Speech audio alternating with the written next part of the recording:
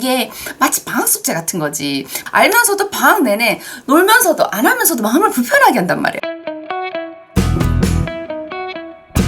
안녕하세요, 돈땅사람입니다. 오늘은 퇴근 후 업무 연락 오는 거에 대해서 한번 이야기를 해보려고 해요. 연락이 와도 사실 연락이 온 줄 모르면 마음이 편안하잖아. 그러니까 안 붙는 삽니다. 퇴근 후 업무 연락 오는 거에 앞서서 직장 내 괴롭힘에 대해서 한번 이야기를 해보려고 해요. 그 회사에서 상하 관계의 지위의 우위를 이용을 해서 업무의 적정 범위를 넘어서 신체적, 정신적으로 고통을 주거나 근무 환경을 악화시키는 것을 직장 내 괴롭힘이라고 합니다. 직장 내 괴롭힘을 금지하는 법이 만들어졌다. 이 말은 다시 생각해보면 우리 사회에 직장에서 많이 괴롭힌다. 직장이 너무 괴롭다라는 거를 반증하는 거거든요.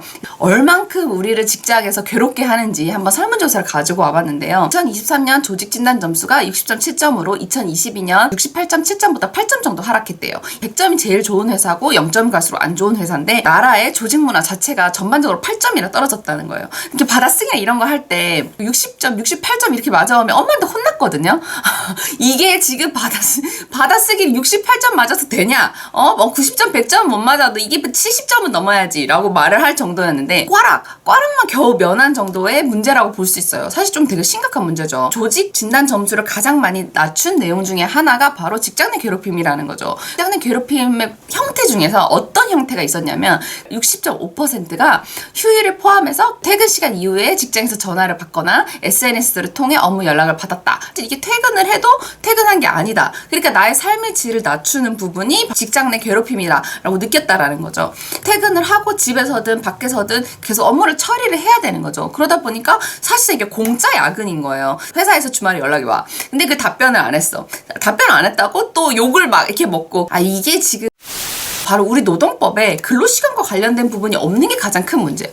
매우 놀랍게도 우리 법에는 근로시간에 관한 정의가 없습니다. 그리고 근로시간 측정 방법도 없고요. 그냥 1일 8시간, 일주 40시간, 일주에는 12시간 연장 근로를 할 수 있다. 이 시간만 있어요. 그러다 보니까 이게 뭐가 근로시간이냐 아니냐 가지고도 옛날부터 대법원 판례나 고용노동부 행정에서 이것 등으로 굉장히 많이 싸움이 있었거든요. 그래서 법원이 이제 판단을 내려줬어요. 이게 근로시간이다. 근로기준법상 근로시간은 근로자가 사용자의 지휘 감독 아래 근로계약상의 근로를 제공하는 시간을 말한다 라고 말을 돼 있어요. 이게 무슨 말인가 하면 실제 일을 했는지 안 했는지 중요한 건 아니고 회사 안에서 회사의 지휘 감독을 받는 시간인지 아닌지가 중요했던 거예요. 그래서 가장 대표적으로 대기시간 같은 거. 일을 하지는 않아. 그런데 일을 하기 위해서 기다리고 있어야 되는 대기시간 있죠. 일을 안 했잖아요. 근데 이거는 근로시간이다 라고 이제 판결이 났어요. 그러면 이거는 임금을 지급해야 될 대상이라는 거죠. 회사 내에서 회사 인근에 사업장 내에서 인근에서 휴게 시간을 보낸다라고 하는 거는 회사에 있지만 근로제공 의무는 없는 바로 휴게 시간이라. 예전에는 대기 시간과 휴게 시간에 대해서 이제 다툼의 분쟁의 여지가 많았죠. 왜냐면 둘 다 일하는 거 똑같지 않냐. 근데 휴게는 임금 줄 의무가 없으니까 대기 시간도 임금 주지 말아야 한다라고 싸웠는데 이것은 그 90년대에 이미 판결이 다 끝났습니다. 그런데 바로 퇴근 후에 연락 오는 업무외 연락 같은 경우는 사업장이 있나요? 아니죠. 그런데 실제 지휘 감독을 하나요? 그것도 아니에요. 왜냐면 이게 연락이 왔다는 거지 회사가 이제 언제까지 일을 해, 뭐를 해 이런 식으로 구체적으로 감독하는 시간이 아니잖아요. 그것도 아니에요. 그런데 실제 일을 했나요? 그건 사실 일을 했다는 거죠. 그리고 임금을 주나요? 임금도 안 줘 또 그거를. 그런데 이제 우리 법에는 근로시간에 관한 정의도 없어. 이것도 판례로 만들어졌지만 그런데 실제로 일을 해. 그리고 이 일을 할 때 돈은 못 받아. 이런 문제가 생기는 거죠. 근데 이걸 또 안 하면 또 이걸 또 괴롭혀. 이 직장 내 괴롭힘 문제까지 같이 연결되는 거예요. 그래서 이게 사실은 굉장히 큰 문제가 있어요. 국가보는 8.2의 위험이라고 뭔가 일을 빨리빨리 처리하는 걸 굉장히 선호해요. 그래서 이거 일단 업무를 던지고 빨리 하면 땡큐 아니면 근데 받는 사람 입장에서는 이게 마치 방학 숙제 같은 거지. 알면서도 방학 내내 놀면서도 안 하면서도 마음을 불편하게 한단 말이에요. 이 업무 외에 연락도 저는 이런 면이 있다고 봅니다. 이게 연락을 본다는 것 자체만으로 좀 스트레스를 받는 거지. 안 보면 마음이 좀 덜할 텐데 이게 보면 그때부터 마음이 불편한 거예요. 아예 안 보고 싶고.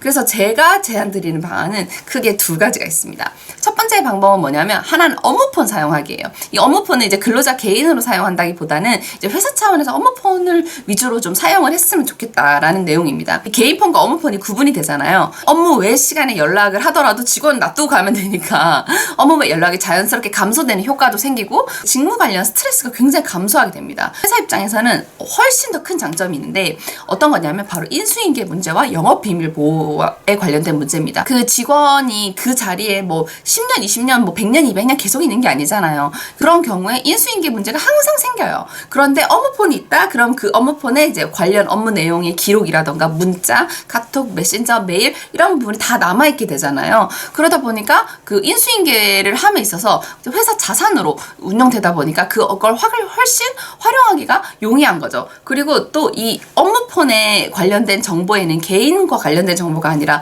말 그대로 회사의 업무와 관련된 정보가 있다 보니까 영업 비밀을 보호하기도 굉장히 용이합니다. 오히려 거기 업무폰에 있는 정보를 바깥으로 빼내거나 다른 쪽으로 사용하는 경우가 확인된 경우에는 회사 내부적으로 어떤 지침을 통해서 이제 통제하는 것도 가능하잖아요.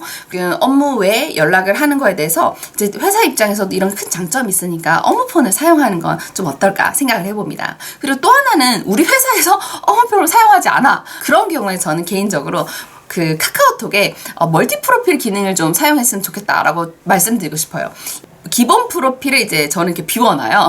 기본 프로필을 이제 비워놓고 그 다음에 두 번째 멀티 프로필에다가 이제 제가 보여주고 싶은 가족이나 친지용으로 하나 새로 만들었거든요. 그러니까 누가 내 휴대폰 번호를 추가를 해서 내 카톡을 추가를 하더라도 내 바깥에 기본 프로필 저는 이 꽃사진을 띄워 꽃사진만 보게 되는 거죠. 나의 성별이나 나의 나이 그리고 뭐 나의 가족 관계나 내가 무엇을 하는지에 대해서 정보를 공개하지 않을 수가 있는 거예요. 멀티 프로필 기능을 사용하면 업무용 휴대폰을 사용하는 것과 유사한 효과가 있을 것 같다라고 생각을 합니다. 이게 지금 현재적으로는 법적인 부분도 미비하고 그래서 당장 해결할 수 없을 것 같긴 하지만 일단 우리는 살구멍을 찾아야 되니까 업무용 휴대폰과 멀티 프로필로 퇴근 후에 업무하는 부분에 대해서 업무의 연락이 좀 감소됐으면 직무 스트레스가 좀 감소됐으면 하는 바람입니다. 돈, 땅, 사랑, 구독, 좋아요, 알람 설정까지 감사합니다.